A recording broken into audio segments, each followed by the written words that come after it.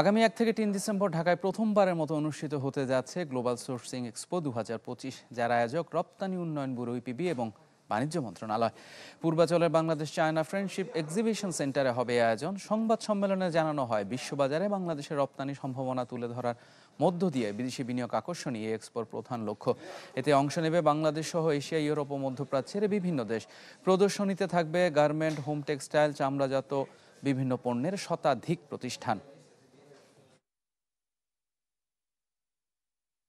এক্সিবিটর থাকবেন, তারা সবাই অবশ্যই আমাদের বাংলাদেশে যারা উদ্যোক্তা আছেন, রপ্তানিকারক আছেন তারা, এবং আমাদের মূল লক্ষ্য হচ্ছে তাদের সাথে সারা পৃথিবীর যারা ক্রেতা আছেন বা যারা সোর্সিং করে থাকেন তাদেরকে একটা সম্মিলন ঘটিয়ে দেওয়া, যার মাধ্যমে আমাদের রপ্তানিকারকদের রপ্তানি বাজারটাকে আমরা সমৃদ্ধ করতে পারবো। পাশাপাশি পণ্য বহুমুখীকরণ এবং রপ্তানি যে গন্তব্য বহুমুখীকরণ, সেখানেও একটা বড় ভূমিকা পালন করবে আমাদের এই গ্লোবাল সোর্সিং এক্সপো। ম্যাক্স, দেশের সবচেয়ে শক্তিশালী 52.5 এন গ্রেডের পিসিসি সিমেন্ট।